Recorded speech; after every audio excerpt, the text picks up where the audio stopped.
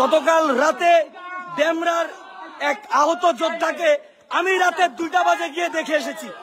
সেই থেকে এখানে কতিপয় ব্যক্তি এসে আমাদের অফিস বন্ধ করার চেষ্টা করছে এবং তারা পুরো একটা এজেন্ডা নিয়ে এসেছে। অবশ্যই এই অফিস কারো একার না, এই অফিস সবার।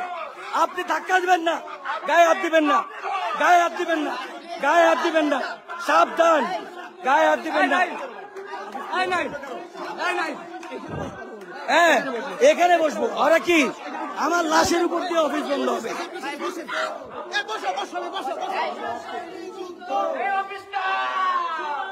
সামনে এটা দেখাতে পারি যে বৈষম্যবিরোধী ছাত্র আন্দোলনের মধ্যে 8 মাসের মধ্যে অন্তর্কন্দল শুরু হয়ে গেছে এবং অভ্যন্তরীণ বিভক্তির কারণে এই ধরনের ঝামেলা হচ্ছে। আমি মানে নিচ্ছি আমরা করছি, আমি মানে নিচ্ছি যে এটা আমরা করছি, কিন্তু আমি ভুল করলে কি আপনি ভুল করবেন? ব্যানার যতটুকু আমার, ব্যানার ততটুকু আপনার। তাহলে আমার যদি একটা ভুল হয়, এটার কারণে এটার মিনিং তো এটা না যে আপনিও একটা ভুল করবেন। আপনারা আসেন, অফিসের মধ্যে আমরা বসে শান্তিপূর্ণভাবে আমরা আলাপ আলোচনা করি। আলাপ আলোচনার মাধ্যমে আমরা হচ্ছে গিয়ে সমাধানের রাস্তা যাই। এই ওয়াইদ ভাই আমাকে দেন, আরে আমার কথা বলতে দেন। ভাই আপনি কি প্রশাসন? দাঁড়ান, আমি বুঝাই দিচ্ছি। এদিকে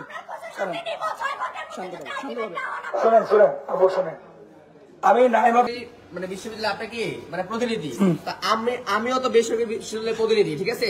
সেই ক্ষেত্রে আমিও তাদের সাথে কি ইনভাইটে গেছিলাম। আমার বাড়ি গুলশান, গুলশান থেকে গেছি, আমারও ছাড়ে নাই তারা। হ্যাঁ, এবং আমি প্রত্যেকটা নির্বাহী কমিটিকে আমি কি বিষয়ে অবগত করছি। প্রত্যেক জনের ভিতরে কে গেছিল একটু নামগুলো বলে। আমি সকাল 10:30টার দিকে আমি রাসেল ভাইকে মেসেজ দিছি। রাসেল ভাই চিটাগাং এর, তিনি তো ঢাকায় নাই, তিনি তো চট্টগ্রাম।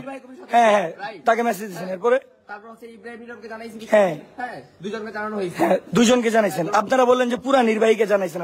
এখন দুইজনকে আপনারা আশ্বাস দিছে কে 2টা বাজে আসার? এটা বলেন। আশ্বাস দিচ্ছে মাহফুজ ভাই বলতে পারবে। মাহফুজ ভাই কই, ওনাকে ডাক দেন। উনি আসুন। না না, একটা শেষ করেন। দাঁড়ান, একটা শেষ করেন। আজকে আপনিও সহযোদ্ধা, আমিও সহযোদ্ধা। আমার গায়ে হাত পড়ছে, আমি দেখতে গেছি না, আমার গায়ে হাত পড়লো কেন? আমি কেন রক্তাক্ত হইলাম? আমি কেন রক্তাক্ত হইলাম? আমার অফিস কেন বন্ধ হইলো বলেন? না না, কে? কোনো ধাক্কা নাই। আপনি দেখেন, আপনি এই শাটার বন্ধ করতে গেছেন, আপনি এই শাটার বন্ধ করতে গেছেন। এই শাটার বন্ধ করার অধিকার কে দিচ্ছে আপনাকে? এই শাটার কেন বন্ধ করবেন? না না না, আরে দাঁড়ান, আপনি এই শাটার বন্ধ করবেন কেন?